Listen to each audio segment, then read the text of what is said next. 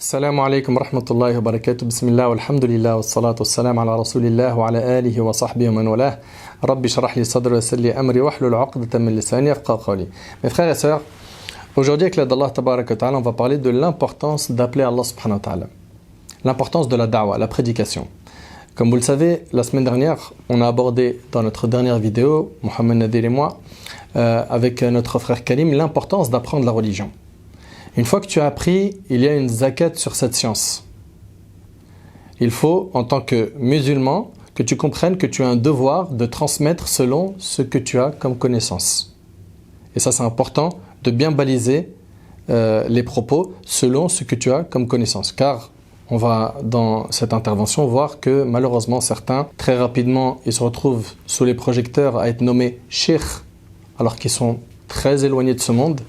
On implore Allah subhanahu wa ta'ala de nous accorder la sincérité et d'accepter nos œuvres et surtout d'appeler Allah subhanahu wa ta'ala avec clairvoyance. Allah ta'ala dit قُلْ هَذِهِ سَبِيلِي أَدْعُو إِلَى اللَّهِ عَلَى بَصِيرًا. Subhanallah, ici dans le Coran, le prophète sallallahu alayhi wa sallam, il dit voici ma voix, j'appelle à Allah, écoutez bien, ala basir, avec clairvoyance, avec science, avec des preuves solides.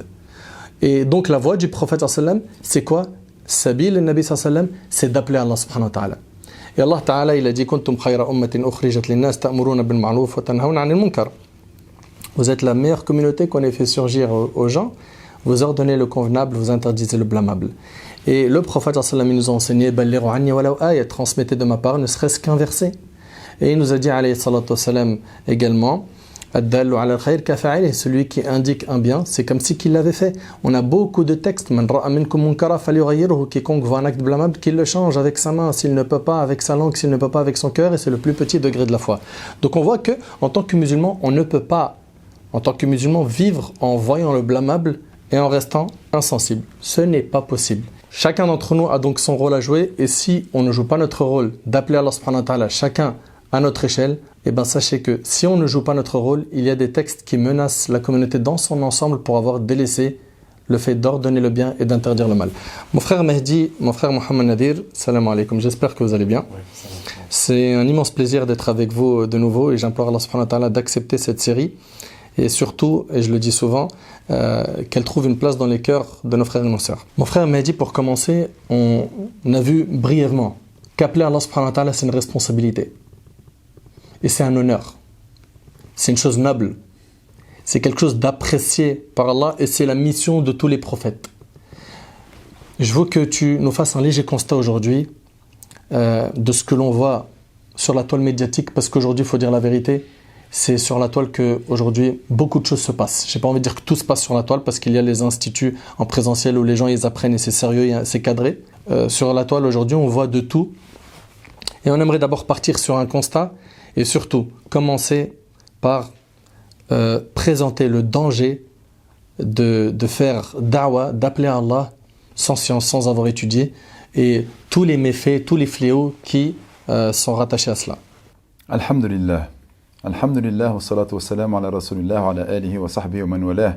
Toutes les louanges reviennent à Allah subhanahu wa ta'ala et les prières et les bénédictions soient sur notre prophète Muhammad salawatullahi alayhi, qui était le mu'allim de la communauté, qui était l'enseignant de la communauté. Allah Jalla fi'ala nous dit dans le Coran وَمَنْ أَحْسَنُ قَوْلًا مِمَّنْ دَعَا إِلَى اللَّهِ وَعَمِلَ صَالِحًا. Quelle est la meilleure parole si ce n'est le fait d'appeler à Allah subhanahu wa ta'ala, mais qui doit être également validé par les actes nobles, par les bonnes actions, par les actes louables. Et Allah Jalla fi'ala nous dit également dans un autre verset une chose qui est très importante. Il ordonne à son prophète Muhammad salawatullahi alayhi, Ud'u ila sabili rabbika, sur le sentier de ton Seigneur, appelle sur le sentier de ton Seigneur, bil hikmah, avec sagesse, wal maw'idatil hasana, et avec la bonne exhortation, wajadilhum billati hiya ahsan, et polémique, débat avec eux de la plus excellente des manières. À la lumière de ces deux versets, nous constatons en fait que c'est pas n'importe qui peut parler d'islam. Ce n'est pas n'importe qui peut s'exprimer au sujet de l'islam.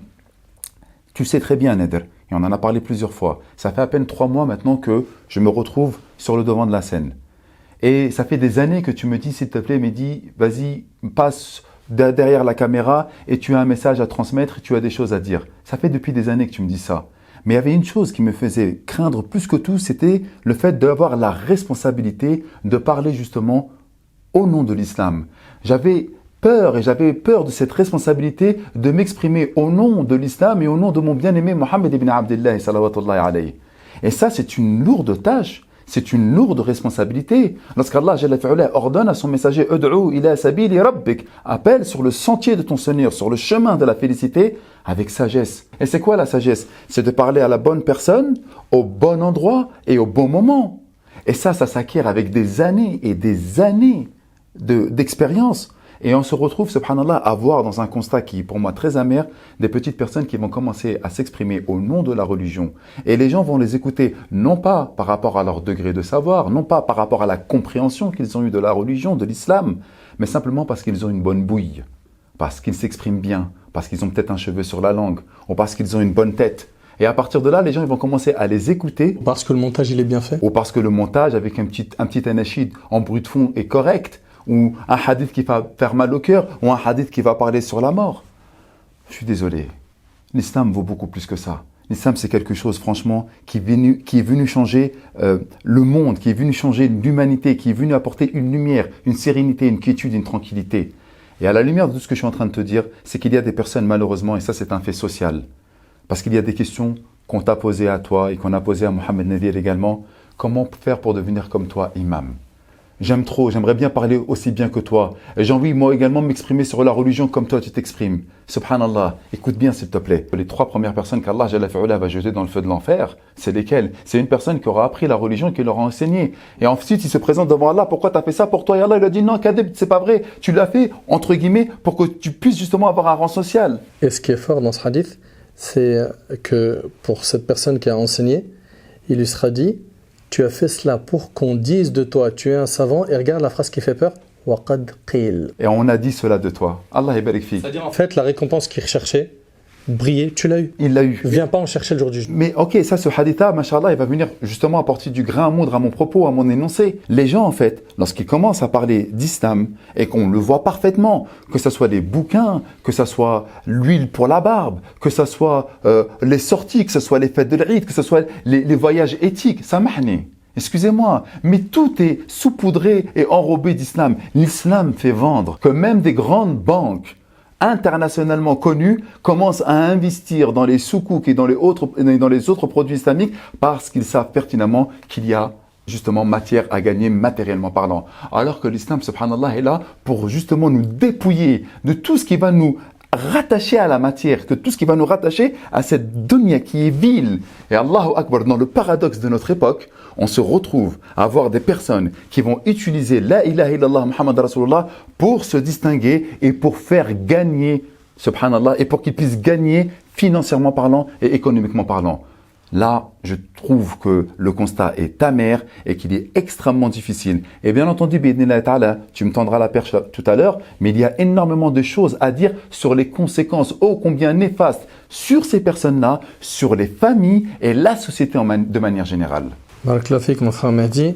C'est vrai que quand on pense au hadith des 3 premières personnes qui vont être jetées en enfer de notre communauté, cet homme généreux, cet homme qui a combattu Sabilillah, cette personne de science, ça fait peur. Ça fait très peur. Ça fait très peur. Parce que comme il disait un savant contemporain, il disait en fait finalement on peut se retrouver à être nous des ponts qui sont au-dessus de l'enfer. On fait en sorte que les gens passent au-dessus de l'enfer et à la fin, ce pont il finit en enfer. Subhanallah, c'est toi qui avais sorti cet exemple-là. C'est la pire des choses. Wallahi, c'est la pire des choses et j'implore Allah subhanahu wa ta'ala vraiment de nous accorder la sincérité. Et donc c'est un combat en fait. C'est un combat de tous les jours. Et Ibn al-Jawzi, rahimallah, il disait une parole, elle est vraiment très forte et ça c'est un conseil que je me donne à moi-même en premier lieu, parce que je prétends pas être le sincère pieux savant qui maîtrise. Ibn al-Jawzi, rahimallah, il dit: celui qui réforme son intention s'exhalera de lui le doux parfum de sa valeur. Regarde bien. Celui qui réforme son intention s'exhalera de lui le doux parfum de sa valeur. Et les cœurs resteront attachés à qui? À cette saveur. Attention donc à votre intention, car il ne convient pas d'être mauvais en secret, bon en apparence. Qu'Allah nous préserve. Allah Ta'ala dit: فَلَا تُزَكُّوا أَنفُسَكُمْ هُوَ أَعْلَمُ بِمَنِ اتَّقَى. Ne vantez pas vous-même vos propres personnes. Allah subhanahu wa ta'ala, c'est lui qui connaît mieux ceux qui le craignent. Un parmi nos pieux prédécesseurs, il disait quiconque cherche à ce qu'on parle de lui ne fera pas parler de lui. Et quiconque ne cherche pas à faire parler de lui fera parler de lui. C'est-à-dire en fait, si toi ton objectif c'est qu'on parle de toi et que même si tu as des likes, même s'il y a beaucoup de gens derrière toi, un temps et puis tu finiras aux oubliettes, on ne parlera pas de toi. Et attention, on a bien compris depuis le départ que l'objectif c'est pas qu'on parle de nous. C'est-à-dire que nos personnes soient mises en valeur. Non, ce sont les propos que l'on a prononcés, les efforts qu'on a fournis dans la da'wah. Tu vois, c'est sur ça en fait que nous on mise. Et une personne peut avoir fait beaucoup d'efforts, mais avec ce manque de réglage, qu'est-ce qui se passe? À la fin, il finit aux oubliettes. Et il y en a d'autres qui n'ont jamais cherché à faire parler d'eux. Et Allah subhanahu wa ta'ala wada'a lahum al-qaboul fil ard. Il y en a, ils n'ont jamais cherché à faire parler d'eux, à tirer les caméras. Ils n'ont pas de réseaux sociaux, ils n'ont rien du tout. Et Allah subhanahu wa ta'ala, il a fait que les gens parlent d'eux. En bien. Tu vois? Et je le répète, l'objectif n'est pas qu'on fasse parler de nous, c'est-à-dire quoi? Nos personnes. Nos personnes, moi je dissocie toujours dans la da'wah deux choses. Il y a ma personne et il y a mon message. Ma personne, elle n'existe pas. Donc on voit ici qu'il est hyper important d'avoir toujours quoi? Ce bilan avec soi-même. D'ailleurs, la fameuse parole de Thawri rahimahullah, je vais te laisser l'introduire. Celle où dit ma alishtu shay'an ashad alayya min niyati li'annaha tataqallab alayya. Donc j'aimerais que tu nous en parles de l'importance de la sincérité et surtout des dangers que peuvent rencontrer ceux qui appellent Allah subhanahu wa ta'ala et les choses à éviter. Parce que ce monde-là, c'est vrai, il est noble, il est beau. Et tout à l'heure, il a bien dit, l'islam vaut bien plus que ce que malheureusement certains essayent de présenter. Et donc, on a besoin en fait de baliser par les textes de la religion le cadre en fait. C'est quoi le cadre en fait pour appeler Allah subhanahu wa ta'ala et dans quoi il ne faut pas tomber, Mohamed? Bismillahirrahmanirrahim, alhamdulillah, wassalatu wassalam ala rasulillah, amma ba'd. Pour reprendre une parole que tu disais tout à l'heure et je la prends en introduction, il faut tout d'abord qu'on rappelle que ici on est en train de se faire le rappel entre nous d'un rappel qui nous concerne nous en premier et qui concerne toutes les personnes qui y trouveront leur compte incha'Allah ta'ala ou qui seront concernés par ces propos. C'est-à-dire que ici la posture que l'on prend ce n'est pas une posture de moralisateur ou de condescendant, mais c'est une posture dans laquelle on se rappelle des choses qui sont extrêmement importantes dans notre religion et qui sont des bases fondamentales auxquelles on doit tous adhérer. C'est-à-dire que ce n'est pas quelque chose d'une personne qui en juge une autre. Non, c'est nous qui sommes jugés par la parole d'Allah subhanahu wa ta'ala. Et donc on arrive dans cette situation où on est tous exposés à ces fléaux, tous exposés à ces dangers. Et donc la niyya dont tu parlais tout à l'heure, notamment avec la parole de Sufyan al-Thawri qui veut dire dans sa traduction « Je n'ai jamais eu à gérer quelque chose de plus compliqué que mon intention, parce qu'elle se renverse à chaque fois. » Ça montre que même ces grands imams-là, mais ils avaient peur pour eux de l'ostentation, ils avaient peur pour eux que leur intention elle soit corrompue. Il y avait un des pieux prédécesseurs qui disait que lorsqu'il commençait à transmettre un hadith, il avait besoin de plusieurs intentions. Parce qu'il disait, je suis dans l'assise et mon intention elle est pour Allah. Je commence à transmettre le hadith.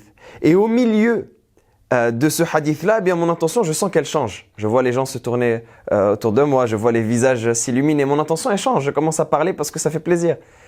Et il dit, là je me rappelle et je commence à réformer mon intention. Il dit, فَإِذَا الْحَدِيثُ الْوَاحِدْ يَحْتَاجُ إِلَى نِيَّةٍ. Tu te retrouves qu'un seul hadith, ça a besoin de plusieurs intentions. On voit que ces grands imams-là, ils avaient peur pour eux de l'ostentation au point où ils n'arrivaient pas à affirmer même qu'ils aient fait les choses pour Allah. C'est-à-dire que même l'imam Ahmad, rahimahullah ta'ala, quand on lui a posé la question, on lui a dit « Hal talabta al-ilma lillah » On lui a dit « Est-ce que tu as demandé la science pour Allah ?» Il a dit « Lillah, aziz ». Il a dit « Pour Allah ?» Non, ça c'est inatteignable. Il a dit وَلَكِنَّهُ شَيْءٌ حُبِّبَ إِلَيَّ فَطَلَبْتُهُ. Il dit mais c'est une chose que j'ai bien aimé et j'ai commencé à l'étudier. Par humilité, par modestie, nous on considère que ces gens-là c'est à la tête de ceux qui appellent à Allah subhanahu wa ta'ala et qui étudient pour Allah. Mais pour montrer que même eux dans cette situation ils avaient peur pour l'intention, alors que dire de nous? Et là aujourd'hui le mal de notre communauté c'est que tu trouves une personne qui est sous les feux de la rampe, qui est exposée à un point inimaginable et dont on voit qui tourne tout son message autour de son apparence, tourne tout son message autour de son enveloppe, et lui il va dire non t'inquiète, mon intention elle est claire. Mais si ces grands imams-là, alors que comme tu disais Ned, ils n'avaient ni réseau social, ni communication, ni rien du tout, ils avaient peur pour eux au point où ils n'arrivaient même pas à affirmer qu'ils ont appris la science pour Allah. Alors que dire de nous? Que dire de ceux qui sont dans cette situation-là? Donc effectivement, on a déjà la première chose sur laquelle il faut se concentrer, c'est qu'on a la nécessité de faire attention à l'intention. L'intention, c'est quelque chose qui est extrêmement grave, extrêmement important. L'intention, c'est une épée à double tranchant. Si on la met dans le bien, ça devient la meilleure des choses. On en a déjà parlé plusieurs fois, à plusieurs reprises, le fait que des distractions, ça peut devenir des ibadat par le fait qu'on y mette l'intention. Mais si on la met dans le mal, alors ça peut devenir la pire des choses. Une adoration qui est la plus méritoire qui soit, ça peut devenir le plus grand des péchés parce que ton intention est mauvaise. C'est-à-dire que tu es là, tu te rapproches d'Allah subhanahu wa ta'ala d'une manière qui est censée normalement t'élever dans les plus hauts degrés du paradis. Mais pourtant, ça va te descendre dans les plus bas degrés de l'enfer. Et comme tu l'as dit tout à l'heure, Rahim a dit que les 3 premières personnes qui rentreront en enfer, ce seront des personnes, comme vous l'avez dit, qui ont fait les meilleures adorations qui soient. Et pourtant, elles seront propulsées en enfer avant même les adorateurs des idoles.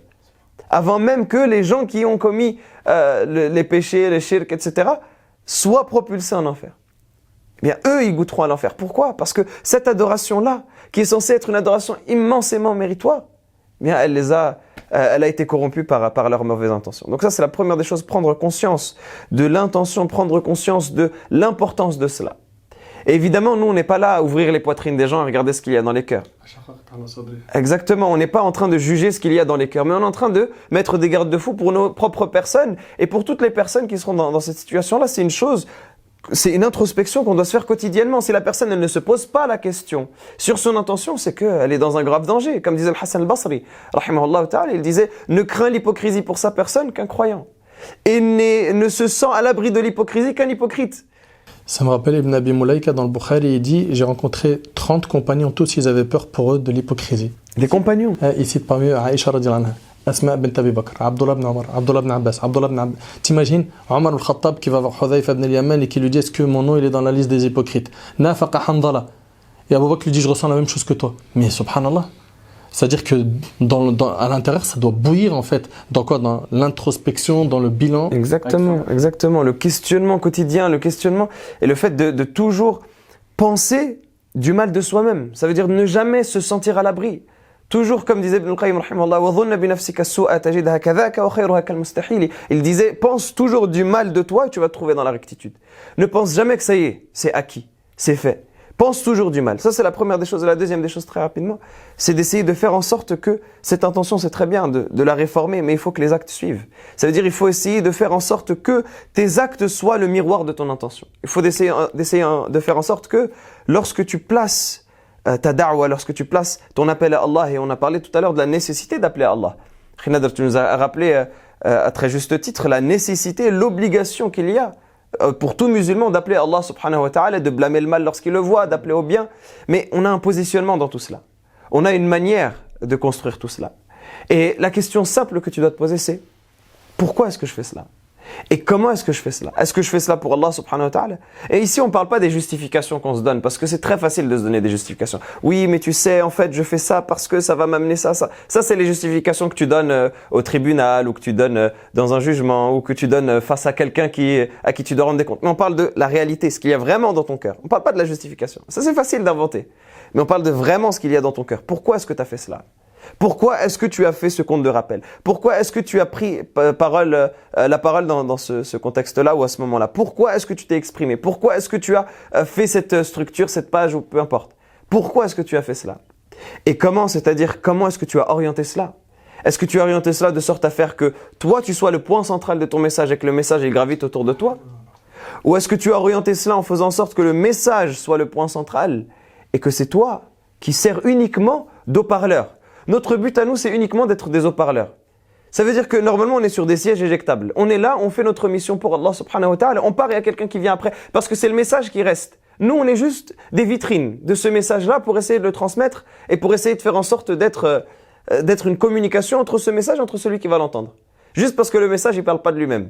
Parce que si on ne transmet pas ce qu'il y a dans le livre, eh bien, si la personne ne va pas le chercher, la connexion, elle est rompue. Donc, juste pour faire cette connexion-là. Mais nos images, nos personnes, nous, on doit s'effacer. On est inexistant, on est personne.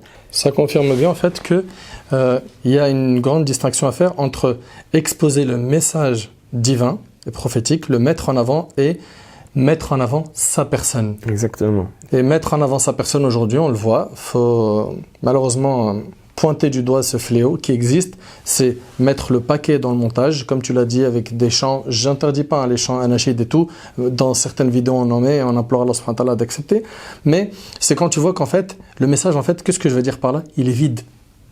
Tu te dis, subhanallah, il a fait un montage, il a fait une vidéo, des caméras, on connaît le monde du montage, hein, on n'est pas des ignorants dans ce domaine, et tu te dis, ouais, il a mis le paquet dans la communication, il a mis un titre, Masha'Allah, une vignette, Masha'Allah, mais il est où le message?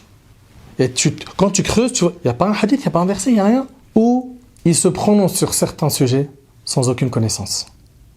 Il y a un fléau, il faut qu'on en parle, et il fait mal au cœur, c'est ces personnes qui vont appeler Allah subhanahu wa ta'ala et ils vont aborder des sujets qui les dépassent. Wallah al-azim, on m'a déjà envoyé des vidéos de certains de nos petits frères. Et au passage, je salue tous mes petits frères qui font da'wah, j'implore Allah subhanahu wa ta'ala qu'ils acceptent leurs efforts. Mais par contre, ce qu'on est en train de vous dire, c'est valable pour nous et pour vous. D'accord? C'est un chemin qui est noble, c'est un chemin qui est beau, mais ce chemin a ses règles. C'est pas un chemin comme ça où tu rentres, la porte elle est ouverte, tu vas où tu veux, tu te balades, tu fais ce que tu veux. C'est pas comme ça que ça se passe. Quand je vois que certains de nos jeunes, et on m'envoie des vidéos, hein, ils abordent, wallah al-azim, des sujets de fiqh hyper compliqués, en disant, sur ce sujet-là, il met un titre explosif, ok, et il dit, ça Ahmed a dit, Malik a dit, Shafi'i a dit, Abu Hanifa. Une petite vidéo TikTok, elle dure 10-15 secondes, et il l'envoie. T'es sérieux là? Ça s'appelle de la science, ça? Moi, j'appelle pas ça de la science, j'appelle ça de la poudre aux yeux. Et attention, hein, encore une fois, nous, on n'est pas en train de juger les intentions des gens, les intentions sont entre eux et Allah. Ok? Mais l'acte, visiblement, ce qui dégage, c'est une mauvaise odeur. Il faut dire la vérité. Et je le dis, je le répète, c'est pas un règlement de compte avec qui que ce soit, on n'est pas en train de citer des noms, on est en train de parler de fléaux. Ces fléaux-là, ils existent, ils se répandent, et à un moment donné, il va falloir se poser la question, est-ce que religieusement, je suis légitime pour parler? Est-ce que quand je vais aborder le sujet que je vais aborder, je l'ai bien balisé? Ça veut dire quoi bien balisé? C'est-à-dire que je l'ai bien préparé. Chaque verset que je vais prononcer, je connais son explication pour ne pas induire les gens en erreur. Chaque hadith que je prononce, je connais son explication pour ne pas induire en erreur. Quand je vais parler d'un sujet de fiqh, le fiqh, tu as vu quand on parle de fiqh, quand on dit le mot fiqh, ça nous fait trembler. C'est vrai ou c'est pas vrai? C'est des tafri'at, c'est des avis, des branches, des arguments, c'est un monde entier. Et quand tu vois aujourd'hui que quelqu'un de nos frères, de nos sœurs qui vient, il aborde un sujet de fiqh, il dit « Ah, ça halal, haram, ah, ils ont dit, daif », ton cerveau, il y a un court-circuit. C'est une réalité. Je vais te retendre la perche, mon frère Mohamed, concernant ce fléau de parler sans science, c'est un fléau gravissime. Et surtout, où mon frère Mahdi, tout à l'heure, il en parlait si bien. Et surtout, mon frère Mahdi, tout à l'heure, il en parlait en intro, que il se met sur le devant de la scène. Il veut à tout prix exister, pas faire exister le message et aider à la propagation du message. Qu'est-ce qui se passe à la fin, mon frère Mahdi? Il se retrouve coincé. Tu sais comment coincé? Il est arrivé à un stade où il a un nombre d'abonnés tellement important, c'est plus possible de dire je ne sais pas. Et ça, wallahi al-azim, c'est une musiba. C'est-à-dire qu'à la fin, il va se retrouver à parler sur Allah et son messager en disant du faux. Pourquoi? Je peux pas dire non. Regardez le nombre d'abonnés. On me prend pour un shir. Ça fait tant d'années d'efforts, de da'wah dans Instagram, TikTok, YouTube, etc. Je peux pas. Et je pense à Abdullah ibn Omar. Quand il était dans la mosquée du prophète, il enseigne. C'est un savant. C'était le compagnon le plus attaché à la sunna du prophète. 9 et il dit son attachement, il était impressionnant. C'est un savant. On parle d'un alim. Il est dans la mosquée. On lui pose une dizaine de questions. Il répond à toutes les questions. La adri. Je ne sais pas. Et quand il ressort, il dit Bakhin ya ibn Omar. Félicitations à toi, Ibn Omar. Tu as été questionné, tu as dit la adri, je ne sais pas. Il se félicite. Mais aujourd'hui, c'est la personne, elle aimerait que la terre l'engloutisse. Comment j'ai pu dire les mêmes mails, les 40 questions, on vient, on lui pose des questions, il répond à une petite poignée. Pourquoi? Ils ont peur. Ils ont peur de s'engager à répondre. Enfin, mon frère Mohamed, si tu peux, s'il te plaît, Barakallahu fik, rebondir dessus. Après, je vais laisser Mehdi, Bidnillah, compléter ton propos. Le problème de ça, c'est exactement comme disait Mehdi tout à l'heure, c'est que l'islam, à notre époque, c'est devenu un moyen de se visibiliser. C'est devenu un sujet sur lequel on monte pour monter, pour apparaître. Et la simplification de la science de laquelle on parlait toi et moi, la dernière fois, elle a malheureusement enrichi ce phénomène et elle a fait qu'aujourd'hui, bien, ces personnes-là ont la capacité, avec une recherche Google, avec un clic, de trouver un hadith, de le poster, de le relancer. Mais la science n'est pas ça. Tu disais tout à l'heure, ce chemin est noble et il a ses règles et c'est très bien dit parce que notre da'wah, elle a des principes. Et on ne peut pas mettre la charrue avant les bœufs. Ça veut dire que si tu penses à faire la da'wah avant même d'avoir appris la chose, il y a un grave problème. Normalement, tu as appris, tu as maîtrisé. Digérer. Exactement, tu as digéré, tu as compris, parce que la science, non seulement tu apprends les masaïl, tu apprends les sujets, mais tu apprends également les usul derrière, tu apprends les fondements auxquels sont rattachés ces sujets, et donc tu vas structurer ton apprentissage. Et après cela, eh bien là, tu peux commencer à appeler Allah subhanahu wa ta'ala. Après cela, tu peux commencer à t'exprimer peut-être sur des sujets que tu vas maîtriser, que tu vas comprendre, mais après avoir étudié réellement et ne pas avoir étudié pour ces sujets. Il y a des personnes, qu'est-ce qu'ils font? Ils veulent parler d'un sujet. Donc lui, c'est son objectif de parler de ce sujet, mais il connaît rien. Donc ce qu'il va faire, c'est qu'il va passer une soirée à faire des recherches, à compiler des articles. Il va penser que c'est comme n'importe qui parlerait sur une histoire ou sur un sujet, ou ceux qui font qui racontent des histoires sur YouTube, etc., qui compilent les articles et après il fait sa vidéo. Et il pense que c'est comme ça l'ilm. Donc il va taper sur Google, il va prendre 3 articles, des premiers liens, il va comparer, il va prendre les hadiths, ceci, cela, Cheikh Fulan l'a dit, Cheikh Fulan l'a dit. Peut-être même qu'il va oublier les noms des chouïrs de qui il a parlé juste après la vidéo.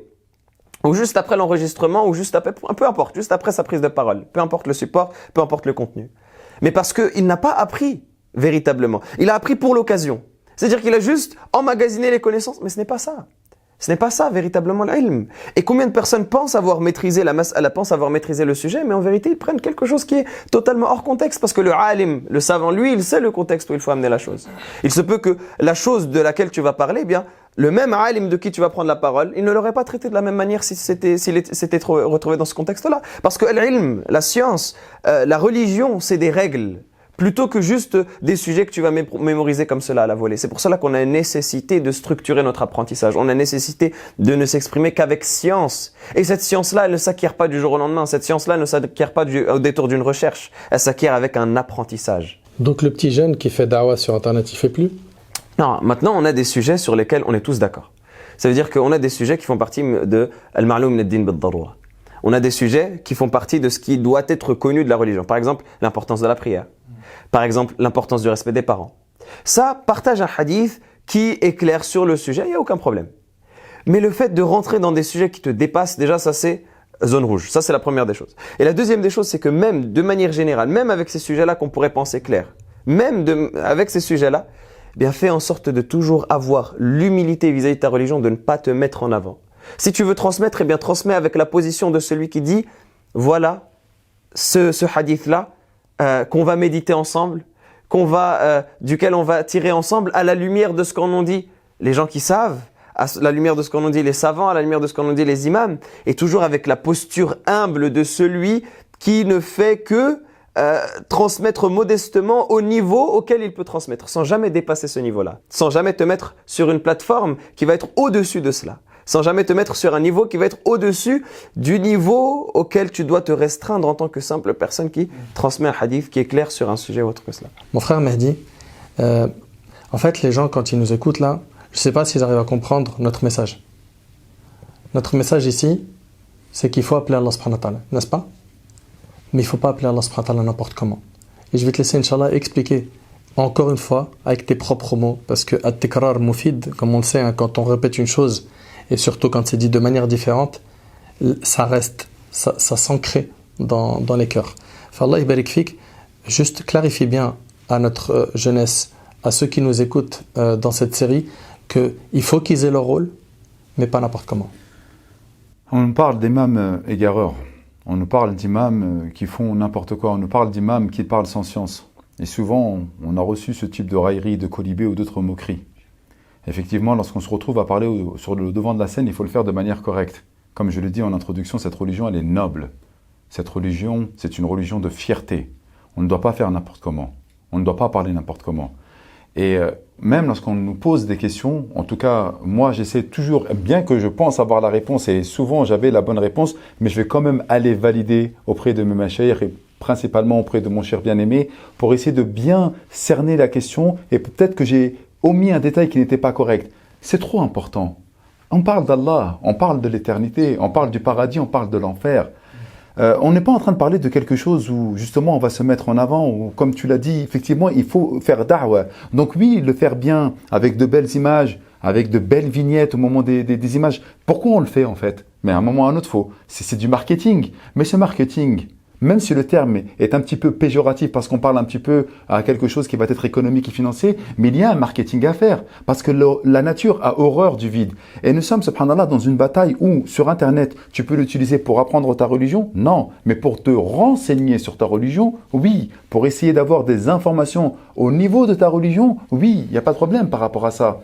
Donc faire une bonne vignette, en saluant, machallah, les frères qui font du beau travail là-dedans, en faisant des bons montages, en essayant d'avoir de bons outils pour pouvoir faire quelque chose, c'est important. Donc fond et forme en fait. De la même manière que eux, ils sont en train de s'évertuer pour montrer le haram, les musulmans doivent s'évertuer également en essayant d'avoir un langage qui puisse être posé, qui puisse être intelligible, compréhensible et justement qu'il puisse être également agréable à voir. Donc tout ça, on ne le remet pas en cause. Se rajoute la compréhension aussi du contexte. Mais bien entendu qu'il faut comprendre le contexte. Mais malheureusement, il est là le problème, c'est qu'on a donné beaucoup d'importance à la forme en oubliant le fond et donc le contexte de ces choses-là. Et il est là tout notre problème. Et mon propos, en fait, se situe exactement là-dedans. Nous sommes à notre faible niveau, et on le parle, et je peux peut-être m'exprimer en votre nom, très très petit en termes de savoir. On est vraiment, je le dis tout le temps en fait à mes élèves, et ça vraiment il nous brise le dos. Et j'aimerais le dire vraiment, moi il me brise le dos. Et c'est pas moi qui le dis lorsqu'il me dit « Masha'Allah, comme tu parles bien, comme tu as du savoir, etc. » Mais c'est pas vrai. Alors je suis désolé de le dire, et j'espère que tu le comprends pas au montage. J'espère que tu le comprends pas au montage. Moi je suis avec toi. Hein. Mais d'accord, mais ne le coupe pas au montage. Moi dans les ignorants avec toi. Mais je te le dis très honnêtement. Lorsque les gens ils sont en train de me faire des éloges, je leur dis « Malheureux. » Tu es en train de me voir comme quelqu'un qui a du savoir alors que je suis simplement qu'un borgne dans un monde d'aveugles. Et en plus, j'ai qu'un œil et dans cet œil-là, je ne vois peut-être qu'avec qu'un 1 sur 10. C'est-à-dire, je vois flou. Alors imagine toi ton niveau, si tu m'as donné de l'importance.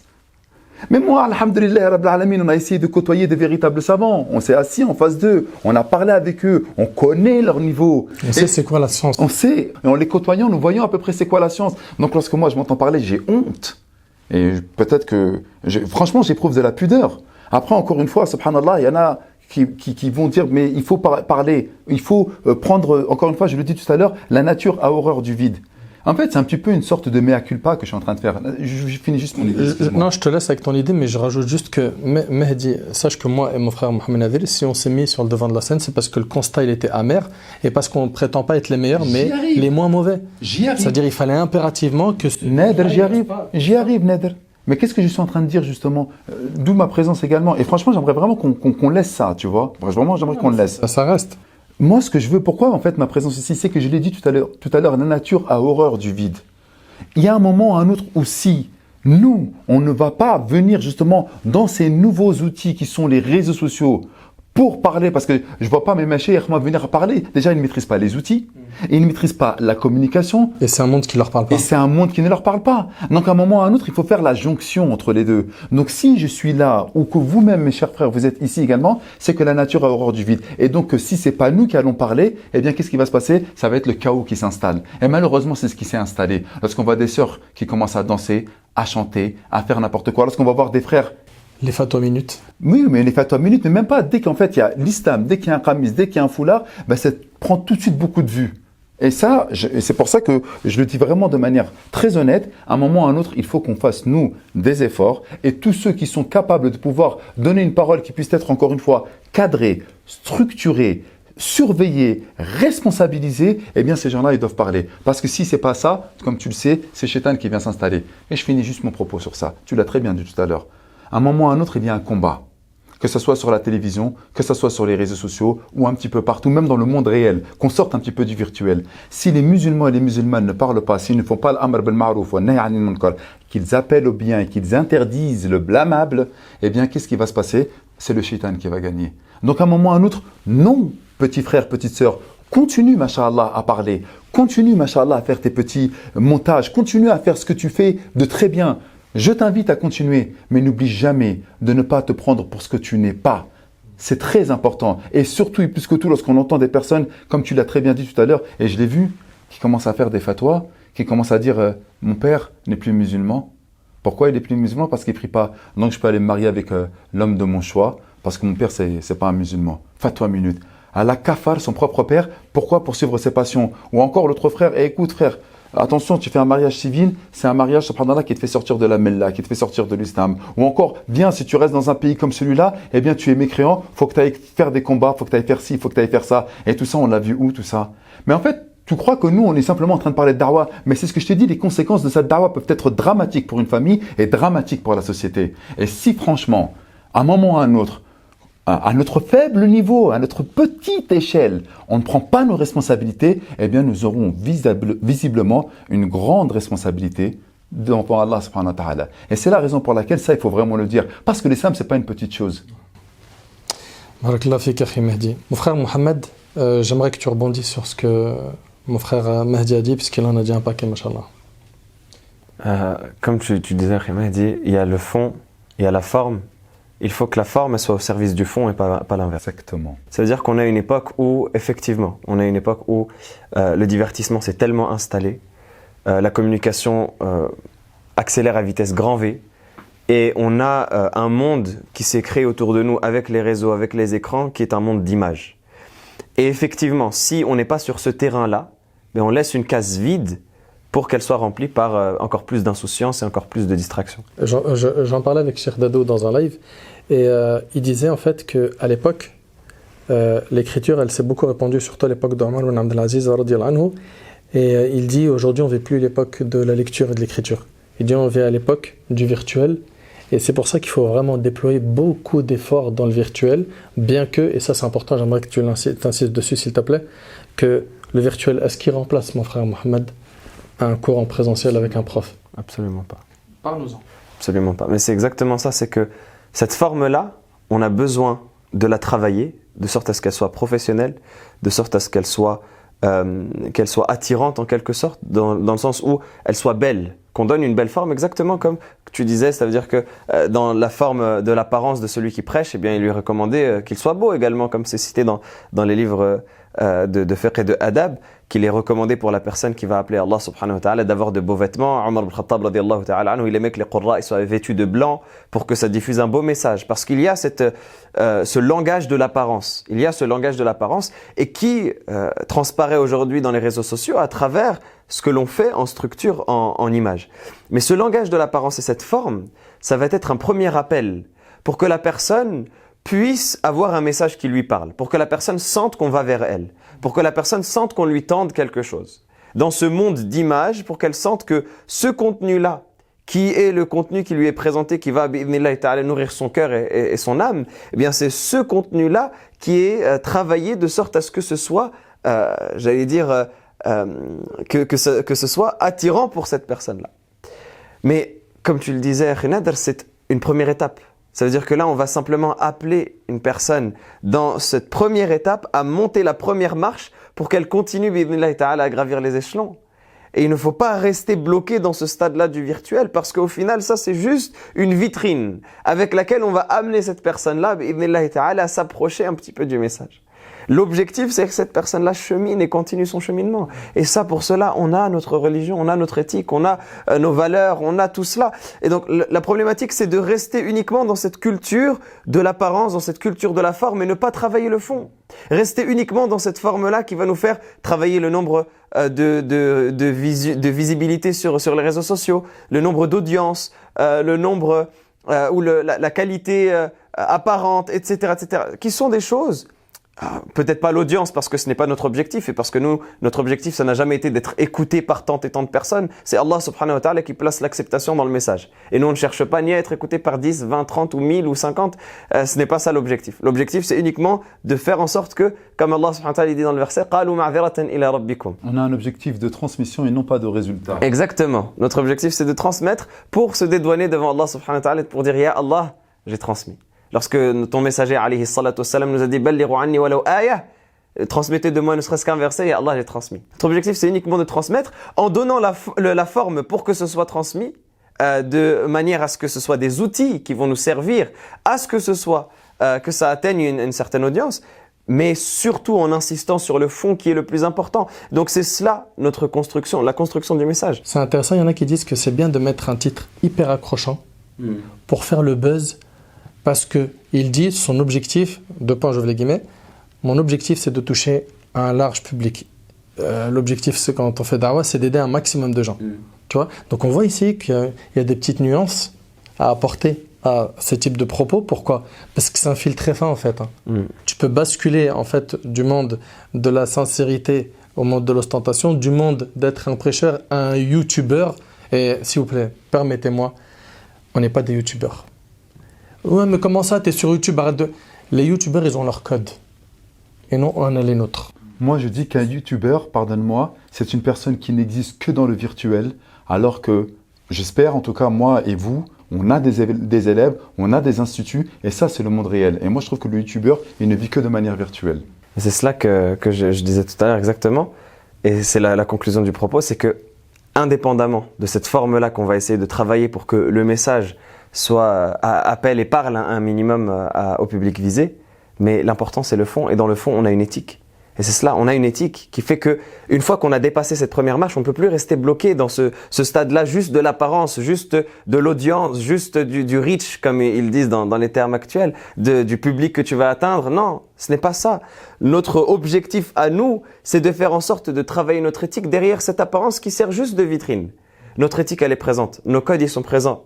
Notre base, nos fondements, ils sont présents. On a les fondements de l'appel des prophètes, les fondements du prophète, alayhi salatu wassalam, les fondements des compagnons, comment est-ce qu'ils ont transmis. Et on voit que, certes, on peut utiliser cela comme outil, mais il ne faut pas que l'outil devienne le but. Il ne faut pas que l'outil devienne l'objectif. Et il faut que cet outil même, il soit au service de notre appel et il soit éthique en soi. C'est-à-dire que toi, ton objectif, comme tu disais tout à l'heure, ce n'est pas le résultat, c'est la transmission. Ça veut dire que la question que tu te poses, c'est est-ce que ce que je dis, Allah subhanahu wa ta'ala va l'accepter pour mettre l'utilité dans mes paroles aux croyants qui vont les écouter. C'est ça la question que tu dois te poser. C'est pas combien de personnes vont écouter. Comment est-ce que je vais faire pour que les gens écoutent? Comment est-ce que je vais faire pour qu'il y ait 100 000, 200 000, 300 000 qui arrivent à écouter? Non, ce n'est pas ça. L'objectif, c'est uniquement de comment est-ce que je vais faire pour qu'Allah subhanahu wa ta'ala soit satisfait de moi à partir des paroles que je tiens. Et c'est là où on dépasse cette superficialité de l'apparence, de travailler l'image, etc.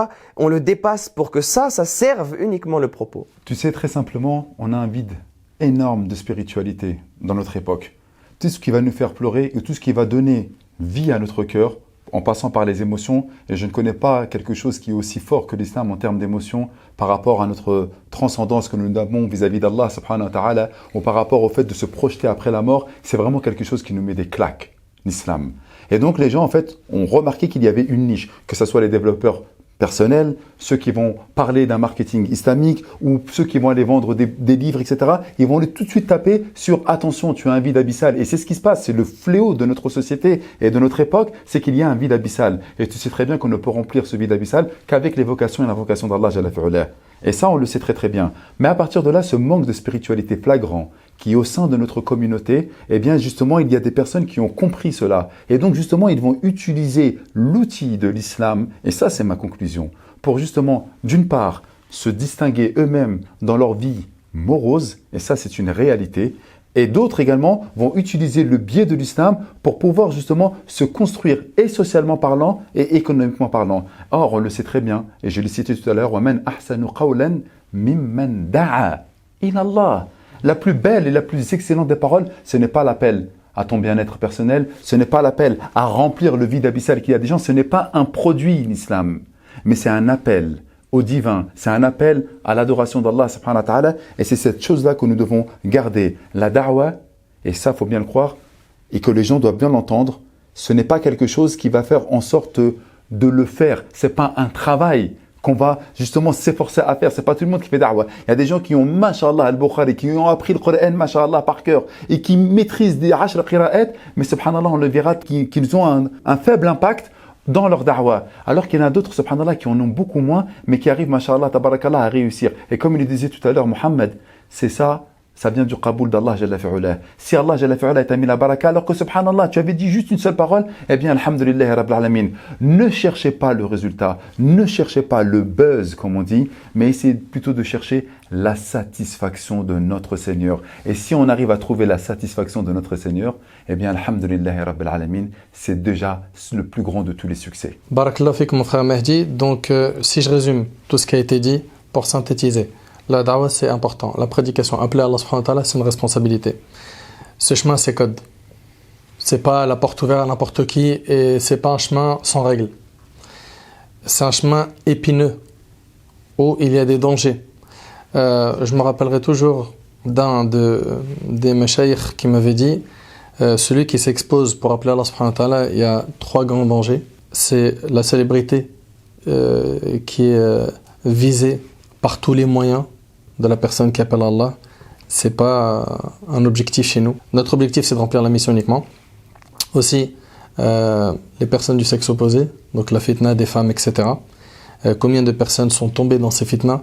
Ils reçoivent, mashallah, ceci, cela, tu parles bien, j'aurais aimé avoir un mari comme toi, plein de messages comme ça, alors que, voilà, comme il disait Shafi'i, j'aime les pieux, j'en fais pas partie. Moi, je sais même pas où me placer quand j'entends ces paroles. Et aussi la fitna de l'argent, d'être à la fin un esclave de l'argent. Qu'à la fin, l'argent, ça devient quoi? Ça devient un objectif et non un moyen qui nous permet de faire du khir. Et donc, il y a des dangers dans ce chemin. Il faut être prudent, il faut être vigilant parce que, t'imagines, subhanallah, mais il faut quand même réaliser cela et voilà, ça me fait frissonner d'y penser. Tu peux investir 40-50 ans d'énergie de da'wah et à la fin, tu es fait le nar. Allahu Akbar. T'arrives à imaginer un peu? Qu'est-ce que tu as fait toute ta vie? Comme dans le hadith qui est connu, de la personne qui sera en enfer. Et c'est un hadith, il fait peur. Les gens lui disent, mais t'étais pas celui qui ordonnait le bien et qui interdisait le mal? Il dit, oui, j'ordonnais le bien, je le faisais pas, j'interdisais le mal, mais je le faisais. Enfin, il faut avoir un certain crédit. On n'a pas dit être un ange infaillible, mais un certain crédit avant de s'aventurer dans ce chemin. On implore Allah subhanahu wa ta'ala de nous pardonner nos manquements, nous qui nous avançons aujourd'hui. Et wallahi, je le dis par Allah azza wa jal, quand je vois les éloges, les fleurs, tout ça, où déjà ils commencent à flatter mon ego, c'est des trucs où je demande à mes équipes d'admin dans les réseaux sociaux, supprimer ça et enlever ça. C'est nuisible. C'est nuisible, ça fait vraiment, vraiment beaucoup de tort. Pourquoi? Parce que nous, une petite parole, elle peut faire quoi? Qu'on gonfle notre ego, et après on se sent quoi? Indispensable. Et qu'est-ce qui pénètre dans le cœur? Al-ujb, la fatuité. Sentir que j'ai un mérite. Et le ujb, toutes ces maladies-là sont destructrices pour notre cœur. Et on sait qu'Allah Ta'ala, il regardera nos cœurs et nos actes le jour du jugement. Faites da'wah, balisez bien comme il faut votre da'wah, étudiez. C'est pas un chemin que vous empruntez sans étudier, ça n'existe pas. Vous devez poser vos genoux au sol devant les profs, comme on le fait jusqu'à aujourd'hui. Au passage, on ne s'est pas retiré de ce monde juste pour que vous le sachiez. Et plus vous allez apprendre, plus vous allez avoir de l'humilité. Vous allez vous dire, déjà, à une certaine époque, si seulement j'avais gardé le silence, c'est comme ça. Plus tu avances, plus tu dis, quand tu regardes dans le rétroviseur, tu dis, mince, avant, j'ai pas bien abordé ce sujet. Et tu as envie de l'effacer et de revenir sur le sujet. Et ceci et cela. On est en constante évolution. On implore Allah subhanahu wa ta'ala de récompenser ceux et celles qui font da'wah. Ceux qui ne le font pas, sachez-le que chacun est un da'i, chacun est un prédicateur à son échelle. Et la da'wah, c'est pas que appelé par la bouche, c'est aussi par le comportement, comme j'aime beaucoup Cheikh Mohamed Patel, hafidallah, qui disait, une des da'wah qui est très efficace, c'est la da'wah silencieuse, c'est celle du comportement. Celui qui est dans son cabinet médical, il est da'i avec son comportement. Celui qui est architecte, celui qui est boulanger, celui qui est menuisier, chacun est da'i là où il se trouve avec son comportement, avec la bonne parole, avec le sourire, avec al-kalimat tayba, avec les bons propos qu'il prononce, le bon conseil. Et c'est ainsi que si chacun d'entre nous trouve sa place à son échelle, les gens, bi'idhnillah, se rapprocheront plus d'Allah. On implore Allah subhanahu wa ta'ala d'agréer nos efforts et de nous utiliser dans le bien jusqu'à notre mort. Sallallahu subhanahu wa ta'ala an yanfa'ani wa iyyakum bima sami'tum wa sallu tabaraka wa ta'ala an yataqabbala minna wa minkum salih al-a'mal. Je vous remercie une nouvelle fois, Mehdi et Mohamed Nadir, qu'Allah subhanahu wa ta'ala vous préserve et qui vous récompense à la hauteur de vos sacrifices. Jazakumullahu khair. هذا والله أعلم. سبحانك اللهم وبحمدك أشهد أن لا إله إلا أنت أستغفرك وأتوب إليك والسلام عليكم ورحمة الله.